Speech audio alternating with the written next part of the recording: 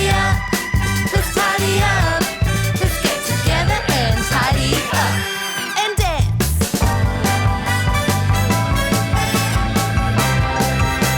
And freeze. And dance. And freeze. Stop. Freeze. Come over here, please. Are you ready? Get steady. 5, 4, 3, 2, 1. It's time to sit right down.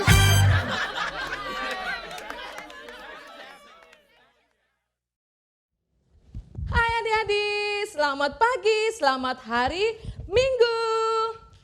Mari kita bangkit berdiri sebab kita mau memuji Tuhan bersama-sama. Tapi sebelum itu saya mau panggil kawan-kawan saya dulu. Mari masuk. Yeay. Semua katakan kepada kawan-kawan kita di sana. Hai. Sudah siap untuk memuji Tuhan? Yeay. Music.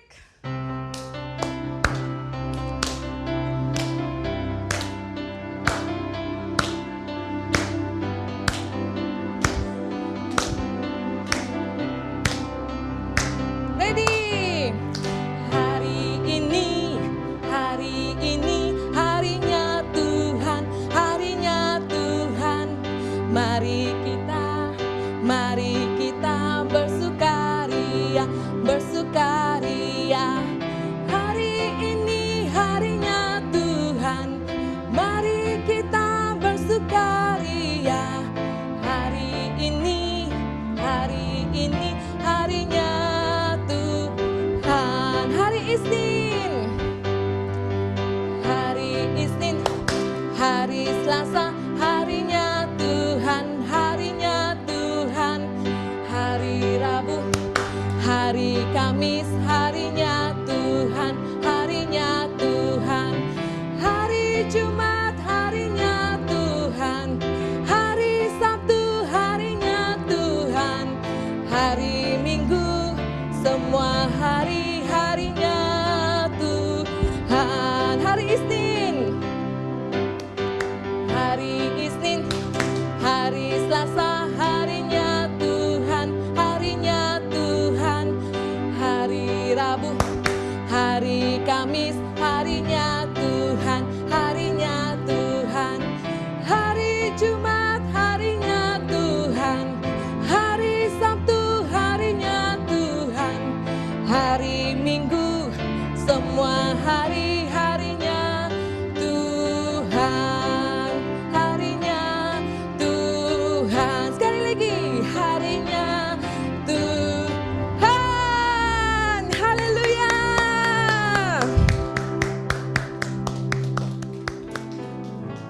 Oke adik-adik, kita mau terus memuji Tuhan, menyembah Dia. Kita katakan terima kasih Tuhan untuk kesempatan hari ini kami dapat memuji, menyembah Engkau.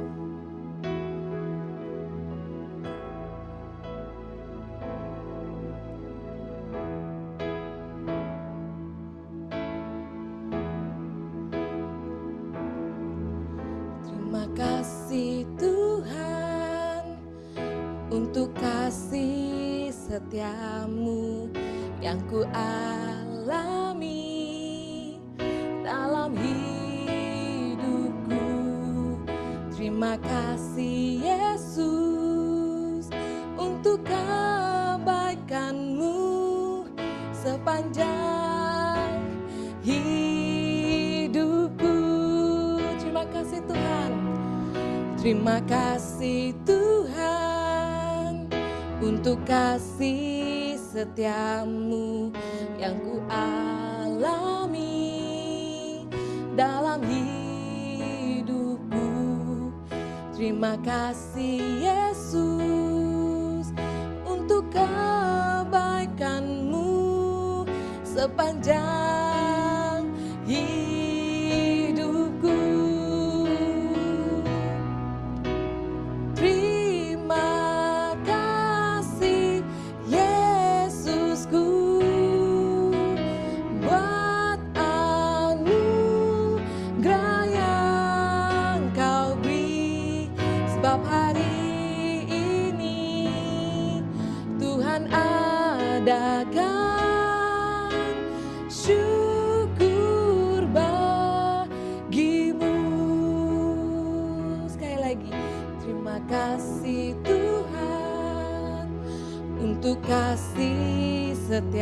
kasih-Mu yang ku alami dalam hidupku.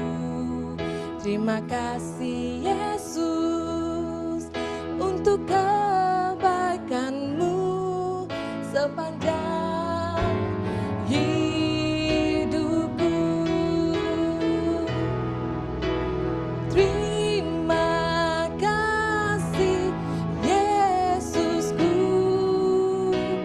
buat anugerah yang Kau beri, sebab hari ini Tuhan adakan syukur bagimu, syukur bagimu, syukur bagimu, syukur bagimu.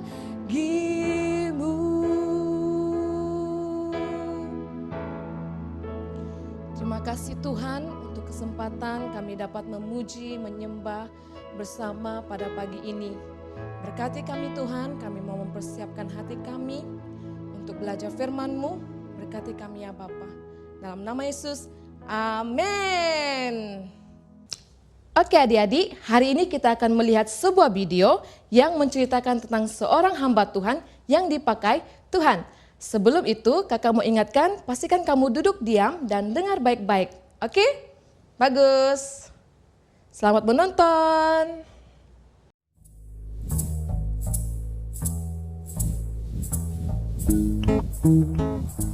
Allah memiliki pekerjaan untuk Yunus, tetapi Yunus sebaliknya tidak menginginkannya. Allah mengutus Yunus untuk pergi ke suatu tempat bernama Niniwe, dan Allah ingin agar Yunus mengatakan bahwa Allah mencintai orang-orang Niniwe. Tetapi Yunus tidak mau melakukannya, karena menurut Yunus orang-orang Niniwe itu jahat dan mereka suka melakukan banyak kejahatan. Allah tahu apa yang dikatakan Yunus itu memang benar. Orang-orang Niniwe telah menjauh dari Allah, tetapi Allah masih sangat mengasihi mereka. Dia ingin memberi mereka permulaan yang baru jika mereka kembali kepada Allah. Ia akan mengampuni dosa mereka yang begitu banyak. Namun Yunus menolak untuk pergi karena pikirnya mereka adalah orang yang jahat yang tidak pantas untuk diampuni. Dalam hatinya, Yunus ingin melarikan diri dari Allah dan pergi sejauh-jauhnya sampai Allah tidak dapat menemukannya. Dengan demikian, ia tidak perlu melakukan apa yang diperintahkan Allah. Itu yang direncanakannya. Tapi tentu saja itu bukan rencana yang baik. Sebab merupakan rencana yang konyol karena dia bisa melarikan diri dari Allah. Tetapi Allah akan selalu dapat mencari dan menemukannya. Meskipun demikian, Yunus tetap melaksanakan rencananya yang tidak baik. Ia tidak membeli tiket ke Niniwe, tapi ke tujuan lain. Perahu yang dinaiki Yunus berlayar ke arah yang sangat berlawanan dengan Niniwe. Nah, tak lama kemudian angin bertiup kencang. Perahu pun mulai terombang-ambing dan semua orang mulai menjadi pucat pasi. Mereka takut. Yunus duduk tegak di tempat tidurnya. Lihatlah, masalah pertama dengan rencana Yunus yang tidak baik itu. Allah mengirimkan badai besar untuk mengejarnya. Para pelaut berteriak ketakutan saat perahu hendak tenggelam. Mereka mulai membuang segala sesuatu ke laut, koper, makanan, apapun yang bisa mereka temukan. Yunus mulai tersadar bahwa badai itu datang karena kesalahannya. Ia meminta para pelaut untuk melemparkannya ke dalam laut agar badai berhenti. Mendengar itu, para pelaut merasa tidak yakin. Yunus bersikeras bahwa itu satu-satunya cara agar mereka bisa selamat. Tak lama setelah Yunus menghantam air, gelombang laut pun menjadi tenang, angin mereda dan badai berhenti. Saat itu Yunus menganggap semuanya telah berakhir. Dia tahu bahwa dia pasti akan tenggelam. Tetapi Tuhan mengirim seekor ikan besar untuk menyelamatkannya. Ikan tersebut menelan Yunus hidup-hidup dengan sekali telan. Dalam kegelapan yang seperti kuburan itu, dia mencium bau busuk makanan dan merasa rumput laut yang berlendir. Segeralah ia tahu bahwa ia belum mati. Dia berada di dalam perut ikan yang besar. Selama 3 hari penuh Yunus duduk di sana dalam kegelapan. Ia menghabiskan banyak waktu untuk berpikir. Ia mulai menyadari rencananya yang sangat konyol. Dia menyesal karena telah melarikan diri dari Allah. Ia berdoa kepada Allah dan meminta agar Allah mengampuninya. 3 hari kemudian, ikan memuntahkan Yunus ke pantai berpasir. Saat itu, Yunus mendengar suara orang memanggil namanya dan menyuruhnya untuk pergi ke Niniwe. Itu suara Allah. Kali ini, Yunus tidak menolak untuk pergi ke Niniwe untuk mengabarkan berita yang luar biasa kepada orang-orang di sana. Kepada mereka, Yunus mengatakan bahwa Allah tidak pernah berhenti mencintai mereka.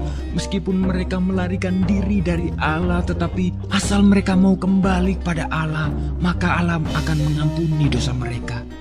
Orang-orang Niniwe mulai mendengarkan Yunus dan mereka mengasihi Allah.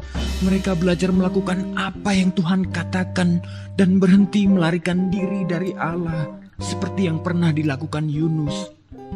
Bertahun-tahun kemudian, Allah juga mengirimkan utusan yang lain dengan pesan yang sama luar biasanya. Seperti Yunus, ia akan menghabiskan 3 hari dalam kegelapan total. Tapi, utusan ini akan disebut firman Allah karena ia sendiri akan menjadi berita Allah, yakni berita Allah yang diterjemahkan ke dalam bahasa kita sendiri.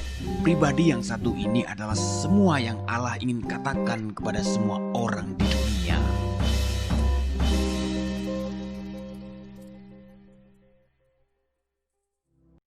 Adik-adik, best kan cerita tadi? Daripada cerita ini kita dapat belajari ada 4 perkara, yaitu yang pertama, pentingnya taat kepada Tuhan. Terlebih dahulu juga kepada ibu bapa.